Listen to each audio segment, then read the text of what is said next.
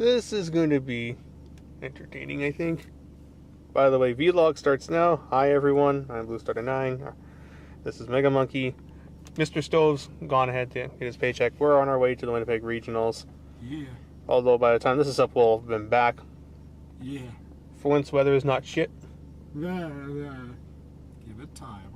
This is true. Saskatchewan's pretty bad for that. Actually, someone asked if we lived in Winnipeg in a video of mine. Nope. Nope. I wish. Yes, this is true. You guys have a much better card community than we do for just about everything. Yeah, Regina card communities are pretty AIDS across the board. Except for Magic, actually. Magic's pretty good. Our Pokemon League has potential once it gets started. We have to get there. In theory. At least given who we're going to have running it and such. Yeah.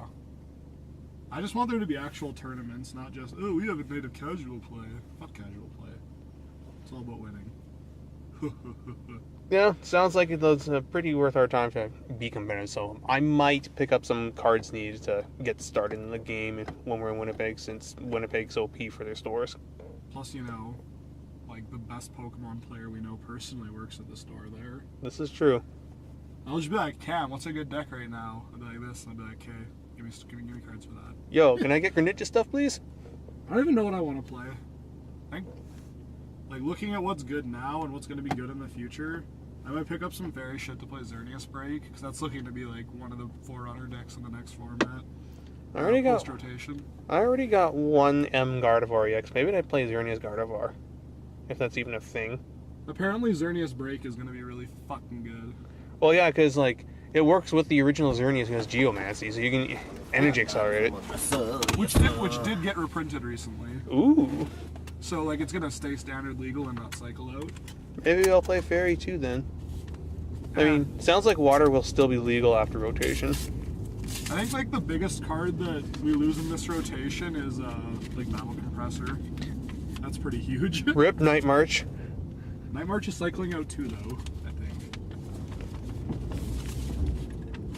But, yeah, it should be, since I think Battle Compressor was released in the same set. Because like Talonflame, like this new Talonflame is super fucking good. But like running 4 of them's a risk because it's good turn 1 and then every other copy is dead as fuck. So people were playing like Battle Compressor, like we'll one up to throw the other 3 Talonflames in the graveyard. Ooh. Now you can't do that anymore. So rip. But it sounds like at least the Pokemon TCG is heading in a much better direction than some of the other TCGs. Yeah, have you seen like these Pokemon GXs yet? Nope. That's their new mechanic. I wonder how that's gonna work. Oh, Sun and Moon. The Pokemon GXs, they're basics like EXs, and they have a GX attack, and you can use 1 GX attack per game. Oh. So far, we've seen 3 Pokemon GXs, Solgaleo and Lunala, which you expect, and a Snorlax, that's a promo in Japan. Interesting. And I suppose they have an attack other than their GX attack? Yeah. Okay. So far, the best GX attack we've seen, bar none, is Lunala's. Holy shit. What is it? Knock out a Pokemon. Just that. Straight up, kill something. Well, I mean, I guess if it's only once per game. Yeah, like that's the thing, is like you have to kind of strategize how you use it. Your opponent's building up something big on the bench, it dies. Because I don't think it has to be in play. I think it's just kill a Pokemon your opponent has. Not even active, I think. But anyway, yeah, so it's like that thing you're building up on the bench, dead. Do you use it like maybe save it for the late game to take that last couple prizes you need, or like they gave up 2 prizes like EXs, obviously. Yeah, I don't think that's ever going to change for this foreseeable future. Yeah, so Pokemon games are already long enough. It's kind of like the strategy of like, do you use it early as like a play disruptor? Do you use it in the late game to maybe? Do you use it? No. Like, can we go this way? No. Fuck off! Are you cucking fitting me? We have to turn all the way around. Fuck off! Rip. Wow, still, like, that sounds actually pretty cool. Yeah, like, so far, the Lunala is by far the best one. I think the Solgaleo hits for, like, 230. Oh. What? It could have gone that way. Why? It'll take you to Gregory, I think, which will take you that way. Oh, whatever. It's okay. I'll go around, I don't really care. But yeah, it's like, Solgaleo is like, he's okay. He's just like he's pretty much I guess kind of the same thing, a guaranteed knockout, but that one has to get an active. So. And I imagine some of them will probably have like abilities like EXs and such forth. And the Solgaleo is metal instead of psychic, which is a thing to know. Actually, I think that's relevant because I think doesn't Mega Audino play metal energy in its deck? Yeah, use it for like that Midjarnia. Like what? I don't know what the. I don't even know what its name is, but I know what you're talking like about. The EX, what it does is anything. Its ability is anything with a steel energy on it. Can be affected by statuses. That's always something relevant. Which it's fine. It's not great, but it's fine. I think statuses are going to start seeing play. So it's relevant. It actually came up in the One Worlds game I was watching because like he couldn't paralyze it with his Froakie. His opponent's Audino. He bricked that game anyway, so he was going to lose that game anyway. Yeah, it didn't look like he was going to. That Mega Audino guy just shit on him. That Japanese player, man. Mega Audino, who would have thunk? No, I don't think anyone saw that one coming. Like, Jaywitz and Puka were both like, huh. Oh yeah, they're like, yeah, the Japanese players bring something super weird to Worlds every year. It's really nice how Pokemon's Worlds usually have, like, these legit people as their commentators. Yeah, like, I just remember watching Yu-Gi-Oh! Worlds and, like, 3 times they were just like, I didn't even know that card did that. And it's like, yeah, sure, it's not the main ability you use, but it's still there. You should probably know that. No, man, I wish we could get, like, Yu-Gi-Oh! Commentary for Worlds by, like, I don't know, Jones and Drake. That'd be sick. That'd be okay. I'd honestly like to have Lolly on commentary. He'd be very sweet. he'd be very energetic in the role. No, man. Current YCS champion mode him all the way. Oh, wait, no. He's too busy playing in the event.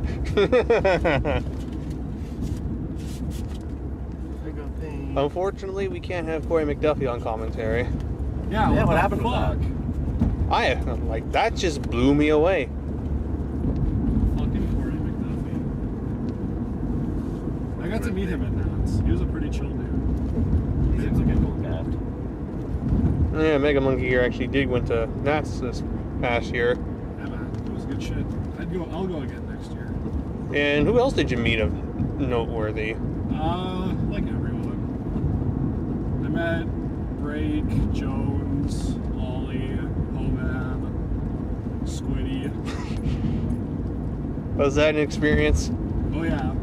All he said to me, like, he just kept saying "Rep Canada" over and over again. I was like, "Yes, man, we rep Canada." He like had his hair all spiked up, and he had on the longest strand of hair, he had a little flower clip. What?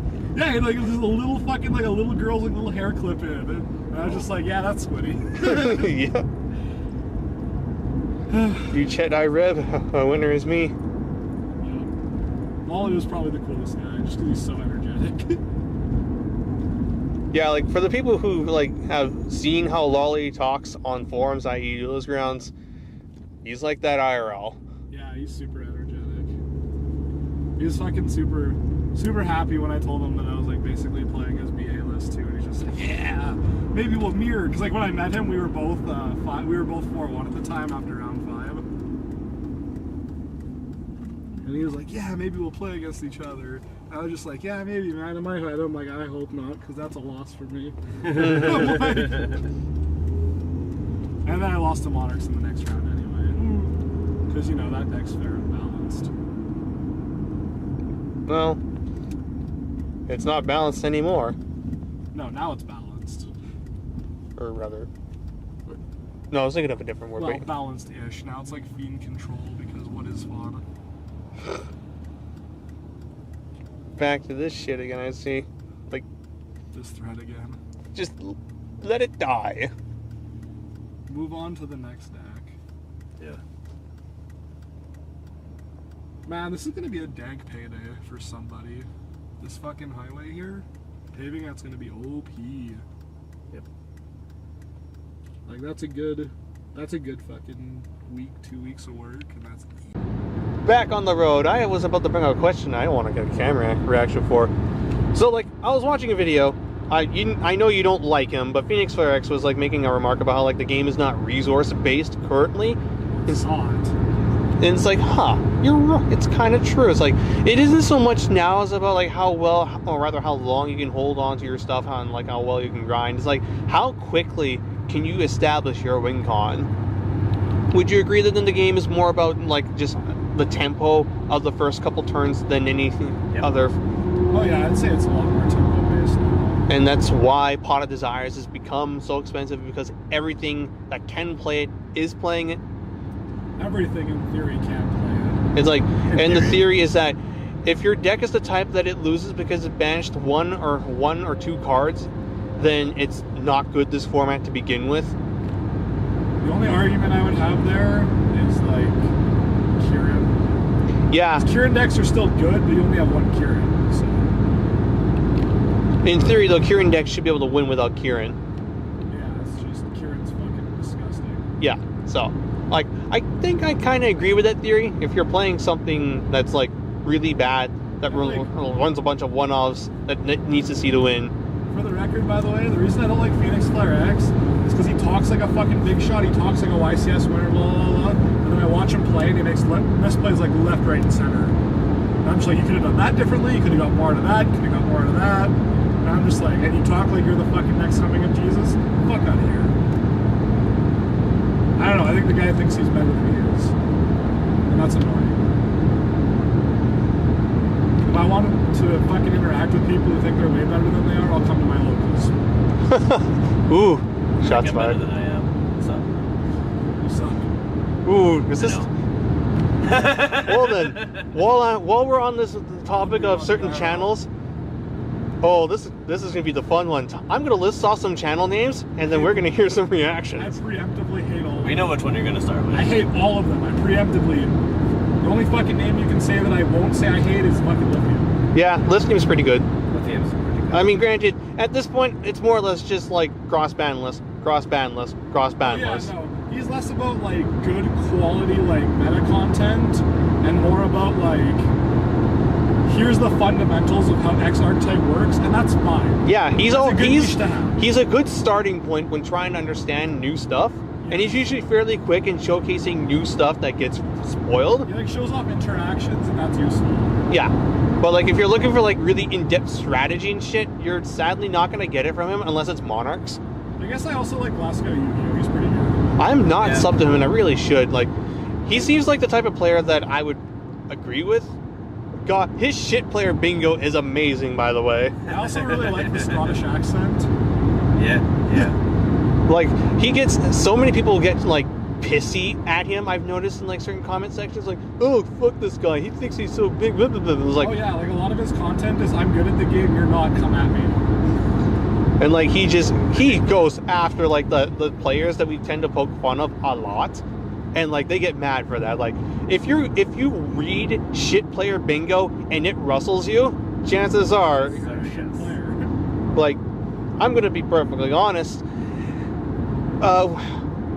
Actually, I don't even know where I was going to go with that. Like, something about table, yeah, basically, is like, a lot of us here do not subscribe to the, look at me, I'm special, my deck is unique, my neck is original, I'm sitting at table 500, look at me, mom. Yeah, fuck you. Except, you know, you get people who are like, oh, look how original my deck is. Is it based off an archetype?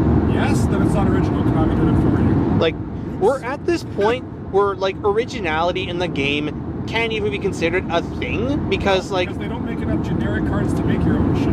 You can't call an archetype deck, oh, look at my original deck. And yet... Really? Because I'm pretty sure Konami designed all those cards to work with those interactions, not you. Yeah, like, the last true original deck we had was Pepe. And people hated it because it was so good. Oh, man. Like... Remember when the Org had a comment section, and Pepe was topping in Japan? I remember... Oh, lordy. Oh, no. Like, remember when Clownblade had started? People were like, oh, man, this deck's pretty sweet. And then, like, literally a week later, and I screen capped this shit. Some guy's like, fuck this rank 4 faggot spam. Oh, my God. The fucking rank 4 hate for so long. Like, oh, my God, fuck this deck, fuck this deck, fuck this deck. Like, what these people want, and I'm going to rustle Jimmy's with it, they want a deck that's like a mishmash of random cards, but that's not competitively viable. They just want like a casual deck made up of like random things put together that just gel. It's like, you can't have that. And they try to look for those decks under a list of decks that have actually topped something. Like, when you look at a YCS top cut, are you expecting to see, and my favorite, Crystal Beast 6 Samurai Alien Hero Karakuris? The true OP. That has always been my go-to jab for like certain like player types. It's like they want original decks, so they like mash random archetypes together, and like I just picked the 3 bad ones: Crystal Beast, 6 Samurais, and Aliens. Sorry, but those decks aren't good. No, they're fucking ass. Like 90% of the decks out there. And like, yeah, like those type of people are the ones that Glasgow tends to rustle, and those are also the type of people that live, breathe, and die by Asianized White Dragon. The literal worst Yugituber. Like he's fucking. I've fucking seen videos of him saying outright, "Yeah, I suck," and it's like, "Yeah, you do." Yeah. He knows he. I think sometimes he's actually a bit better than he lets on, but because his subscriber base is so casual, he has to be an idiot to cater to player, them. But he's a smart dude. Oh yeah. He knows his audience. He knows how to get views. He knows how to fucking play up to his audience and fucking blah. So, like, no fucking hate on the guy. He's just making that YouTube green, and good for him. Yeah. And he knows exactly how to get it done, but he's just not a good player. Mm-hmm. Although he's starting to realize though that little well's starting to drop a little bit, and of course, what does you do? Yugitube drama. We'll get in that bit, but like he's like, I don't want to play this game anymore. I want to do like Call of Duty videos and like Overwatch videos, and then they don't get any hits, and then he's like, oh, so he's like still making Yu-Gi-Oh videos.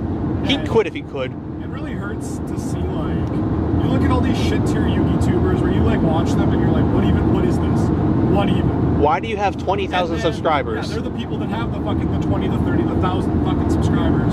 Their videos get 60, 70,000 hits. And then you look at people who are actually putting out good content and they're lucky if they get 5,000 hits a video. Mm-hmm. Like, oh. The injustice of it all. Like, simply unlucky. It baffles me, but that guy has the count that he has. It's that just dude fucking sees 6-digit fucking video hits, and all he does is open product. Oh baby. Like, I could open a pack. Hell, maybe I'll open like my regionals packs, and like act like a spaz, and yet I'm gonna like get 20 views. Like first off, I do not actually care that much about my view counts. If I did, I would have made a video flipping out over it. I know I get 100 views a video at best, even less if it's non-Yu-Gi-Oh. I've accepted that, but it just baffles me how like these channels put out basically shit content and get like 10,000 views. Like channels like 10,000 views is the low end of it. Like channels like the Dual Logs, like fucking Cyber Knight, whatever his Dual Entertainment. It's like I remember a long time ago someone asked me, yo, you seem pretty successful, how do I get it to be a good channel? First off, I don't know how I'm at 1,500 subscribers. I like to think it's a dumb luck. They're all me. They're all me. Thanks, Dove. Appreciate it. Like, Got you, fam. It's like, I know I don't put out the most exciting content. I admit this. It's like, yeah, you can do to spice it up a bit. You just wait till we post really drunk Yu-Gi-Oh. It's not that it's bad, it's that it's a little slow. Well, to be fair, I've only played like what 5 games of Yu-Gi-Oh in the last 3 months. You're not a very fiery person. No, like, this is probably the most spicy video I've done in like months. See, I would. See, if I actually was doing shit, because I'm fucking lazy as shit, I would get fucking fired up and do fiery rants. But it seems like the recipe to be a successful channel is like, you post shitty videos or shitty decks. It's like, yo, here are like these 5 games I had against equally awful decks. Subscribe, and like they'll get like 10 billion hits because it works. It's like, I don't understand how people can be entertained by Destiny Hero Extreme. It's like, it's just all the Destiny Hero cards working together, and like he probably like spent 5 hours trying to get games in, got creamed in most of them, but they got like his 5 games, he uploads them, and there, 10,000 hits. Yeah, the fucking games where he opens super well and then wins fucking 5 games he's playing against shite tier 60 card fucking normal monster beatdown decks. He's like, look how good my deck is, guys. I finally won a game. My deck's great. This card's good because it wins me games. And all right, and then we get the. I've been waiting to hear this one. Mega capital G. Fuck capital G. Seriously. He fucking is the primest example of a dude who thinks he's super fucking good and is mediocre at best. But the show starts right now. Ugh. He started off okay. Exciton is a good band because it blows out back row decks unfairly. It's a helmet comeback card that fucking wins games that it doesn't deserve to because it fucking punishes you for playing well. Or You happen to everything be... in the game can create so much unfair advantage out of absolutely nowhere these days that you literally do need cards that say you're bad for overextending. Yeah. And we don't have those here in the TCG. No Exciton, no Harpy's Feather Duster, nothing to punish players for going, that's fine. Like, Demise decks wouldn't be nearly as prevalent over here if we had a way to punish them for being, oh, somebody will send you, play Demise, step 5, pass. Yeah, or and people argue, oh, well, Twin Twister is enough. No, it's not. No, it's not. You're trying to pick through a fucking land minefield with, like, Twin Twister. Like, no, that's not enough. Twin Twister is good if you're able to, like, hit, like, an emptiness in another card, or, like, 2 cards to get rid of the emptiness, but, like, when your opponent goes set 5, pass? No. The argument's always like, oh, well, if you set 2 and get Twin Twister, how bullshitted do you feel? Now imagine that magnified if Duster was unbanned. Or it keeps shitty things in check. It's a 1-up for 1, as opposed to a 3-up like Twin Twister. And Harpy's Feather Duster is not going to go higher than fucking 1, and rightfully it shouldn't. No, of course not. But it's a 1-up that says you're bad for overextending. Mm-hmm. And I think it should be legal. Shit on that all you want, because I also think Regeki shouldn't be, and it's basically the same card for monsters. But look at our selection of clearing monsters versus clearing spells and traps. Monsters are easy as fuck to replace. They're easy to replace and they're easy to mass kill.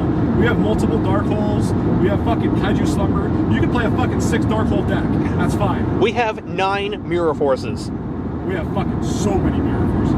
You could play a deck of like a 20-some trap count and they could all be mirror forces and that'd be a thing. Yeah. But back in the one time it was what? The guy started off okay, and then he got worse as he started becoming more of a helmet, because that's the kind of decks he just started playing, and that affected the kind of content, because he would post up videos that were clearly biased from the perspective of a back row bitch player. It's like, this card should be on, anti-spell shouldn't be hit. Bull fucking shit.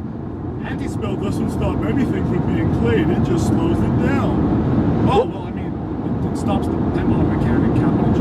Oh, that should be stopped, that's fucking bullshit. Oh, the people who just bitch about the pendulum mechanic, can we go into that now?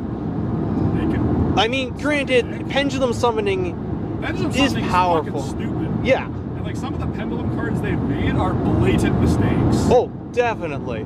But cards like Magispector Kirin, Monkey Board, fucking cards I love, might I add, but they're stupid, absolutely, and they're fucking hit, and they're hit for a reason. But people seem to have this unbridled hatred for anything pendulum, when you realize we only have 1 or 2 good pendulum decks, and the rest suck. And it's the pendulum decks that were past tense really good got hit really fucking fast. Yeah, pendulum seems like a really absurdly broken mechanic, but they've been doing a more or less okay job of keeping it in check. Not as quickly sometimes as I would have liked to have hoped, but they've been pretty good with keeping an eye on pendulum. It's yeah, look how fast fucking Pepe got hit. Not Draco Pals. That lasted for a while, but Pepe. Yeah. That fucking got hit less than a month after Bosch came out. Whereas we had Necros for a goddamn year. And that fucking pissed a lot of people off, because they invested a whole bunch of money into buying Bosch, because it's a good set for making money. You have Infinity, worth a lot of money. Strike, worth a lot of money. Pendulum Sorcerer, worth a lot of money, and going to be in the best deck we've seen in this game in probably a good 3 years of Dragon Rovers. And then you hit in fucking 3 weeks. Pendulum Sorcerer dropped from, again, I always say these are Canadian dollars, so people who fucking watch it in American just cut it by 75%. Yeah, cut it by, so they went from fucking $120 to 40. It lost like 2/3 of its value out of nowhere, and that was a fucking big blow for people who invested a lot of money into the deck. Yeah, because people bought cases of Bosch. Hello. I sure did.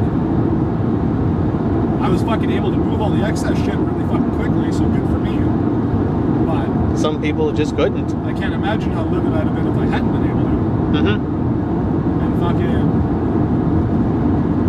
like, even in the fucking, like, in OCG, we didn't even get true Draco Pals.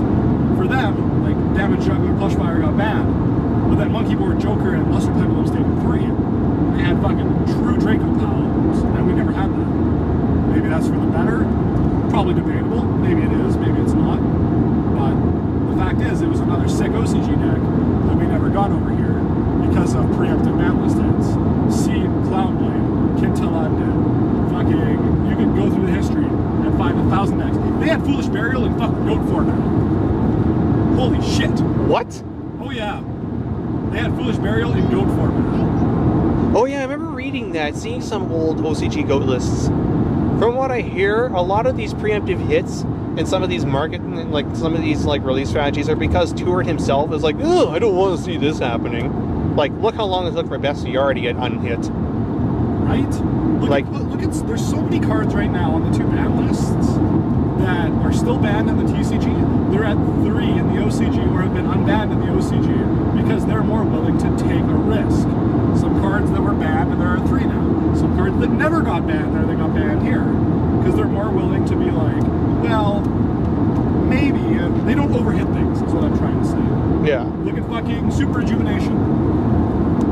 September 1st, 2013. Card got limited there, banned here. Rightfully so. The card was the dumbest fucking shit ever. Here we are 3 years later. TCG, it's still banned. OCG, it's at Freaks, it doesn't interact with anything anymore. Okay. Look at fucking Wavering Eyes. It's still 1 in Japan, it got banned here. Super Poly, same shit. They got hit in Japan, they're in 1. And rightfully so, same cards. But they didn't get all the way banned. I think part of that probably has to also attribute to our kind of player base here, where we're more likely to, like, not be pleased by certain one-of cards being in the format, because if you draw them, it's a fucking blowout sack. And we're of the mindset it should be a 3 or ban. Like, I heard the arguments for certain cards like Soul Charge, Demise, Wavering Eyes. Like, if they're at 1 and you draw them and you play them, it's a fucking blowout, you win, and there was just nothing that the opponent could do about it. Whereas at least this way, you don't have to worry about your opponent ripping that 1 Super Poly in the Shadow Mirror back when it was a thing, or in the upcoming Metal Foes format when we get it. Like, God, could you? Like, I can only imagine how obnoxious Super Poly is. Like, we would be having gentlemen's agreements decided out. That's another topic I can get into. Why I think those are terrible. Really? Hey, that's me. Well, I'd like to hear your thoughts on it, because there were some talks about people having gentlemanly agreements of signing out Vanity's Emptiness and Soul Charge in Blue Eyes Mirror. There are cards in the format that are insanely powerful. If I'm in a big tournament, I'm going to do everything I can to win. If that means I get a Saki fucking win or I floodgated you, oh well, it's a win for me. I don't care. There are cards in the format, they're going to be used, deal with it. Funniest things I think I'll ever remember in this fucking game was all the fucking backlash after Hoban and the Leviat's double chin thing at that ARG. Oh my god. Oh, he cheated. No, he just played you guys for suckers and it worked. Say a lot of things about Hoban, and there's a lot you can say, but, like, the man knows this community very well, and he knows that people will follow him. Like, he's got really good psychology. Yeah, like, he knows that when he does something, people are inclined to copy him and follow him to a T. Therefore, he'll counteract that. Like, he was the one who first proposed we side out return in 6 cents in the Dragon Ruler mirror. thought that was just because, oh, he's a good player, he wants more skillful games. No, I've heard the reasoning for why, and it's very Hoban-esque. In a game, me versus you, playing the same deck, if we take out all elements of sack, I'll win every time because I'm better than you. That's his reasoning for starting that in the first place. I just remember how he made Lightsworn Rulers a thing just so people could play it and so he could properly side against it because it was worse than what he had. Like, that one brief time where Lightsworn Rulers was a really good deck. Dude's fucking smart. Yeah. Little awkward. Yeah. I met him, he was a little, I don't know what to say to strangers type. But dude's fucking smart. Did he have the kind of ego that people claim he has? I think we've seen enough video evidence to say yes. But in a one-on-one conversation, the dude's actually pretty chill. I don't know. I'm not gonna fucking follow Hoban like a little fanboy, but like I respect him as a player. That's fair. God, there was like some tangent I was going on way back there. I forgot it. I hate that. Blah. I don't know. I can get pretty fucking fired up and angry about shit. Well, I think that's like all the... Because I really like this game. I really do. And when people are cancer, it makes me angry. Or like when people just like cause drama. Oh yeah, that's what I was gonna get into. Like that whole Yu-Gi-Oh is dying drama that Asia and I started. Oh, 100%. That's why we just had our biggest mats ever, right?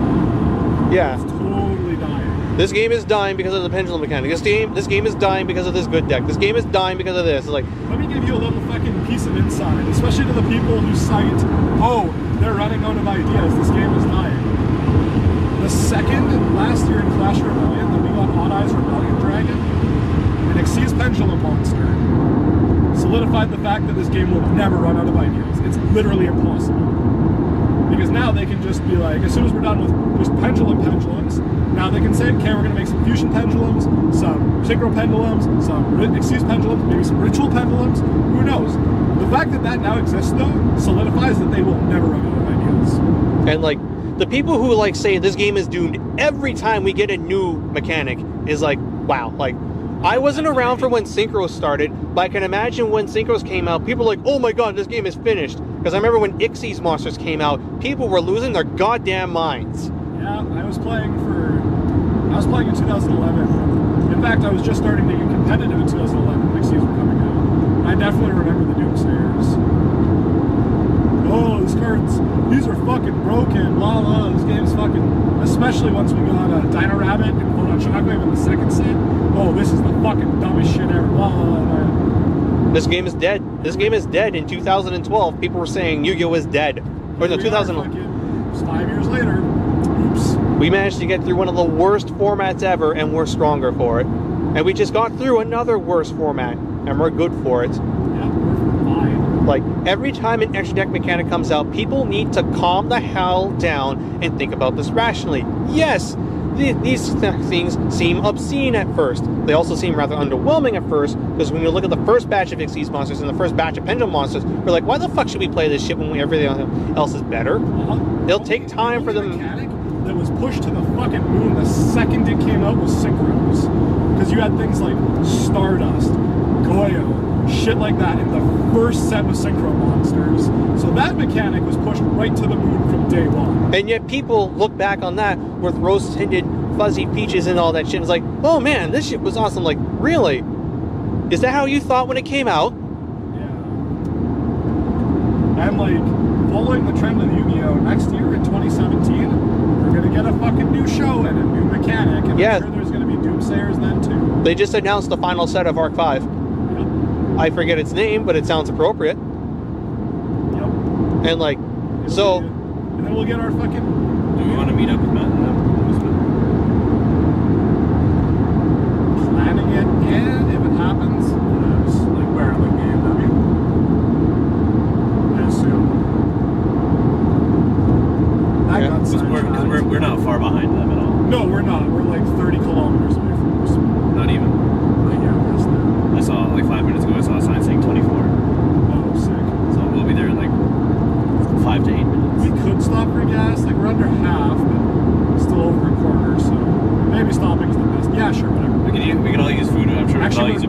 actually there right now. Yeah. Oh, well, rip. So, yeah. Long story short, people are like I way get too. really angry at shit. Yeah, I'm sure we'll be back at this again. We have like a good 4 hours left on the trip. God, how far are we along now? Mooseman's, 2 hours away from Regina, so we're about 4 hours away from. No, it's like 2.5, 3 hours. No. It has to be. It's like roughly at a halfway point. Yeah, like we still got some time yet, so I'm sure we'll like yap again. But like, yeah, long story short, people need to stop being such doomsayers and like be more rational about this, because like this shit just gets really irritating after a while. The end is nigh. The end is nigh. Like, what are you guys gonna do when we get our red cards next year? At least I'm assuming we're gonna get red cards next year. What am I gonna I will repent. What am I gonna do? I'm gonna fucking collect that shit. Yeah, It's man. fucking red Red cards look fucking sweet. I don't care what they do. Oh yeah. I'm just No, I honestly think the next batch of like whatever isn't gonna be a new summoning mechanic. It's gonna be building on the Synchro Exceed, the Pendulum Exceed. Or sorry, no, not Synchro Exceed. But like Synchro Pendulum. The Synchro Pendulum, the Exceed Pendulum, Yeah. the Fusion Pendulum, all that shit. I think that's what's gonna be built on next. That's quite fair. So yeah, we'll get to you guys again soon. Later. Yeah. Yay, we're here in Winnipeg. It's like 5:30. We're going over the Fusion because we don't really go there that often. Plus, you've got MasterCards. 5:30 Manitoba time. Yes, it's 4:30 Saskatchewan We have time. time traveled an hour into the future. Yeah, it's actually really nice to get an hour back when we're coming home. Yeah. And then after that, we'll go to the Olive Garden because we don't have that. Fuck yes, Olive Garden. Holy shit. I am excited. Chicken Parmesan. You guys have done a fair amount of work hyping this up for a non-Olive Garden experience person here. It's not like the be-all, end-all, but it's pretty good. Well, so And far, just the fact that we don't have it in Regina. yeah. It's a novelty, Yeah. which is fine. The Rainbow Car Wash. There's a lot of things here that we don't have in Regina, Taco Bell. though. We are going to Taco Bell. Yes, we At least once. That's been at mentioned least at- every day.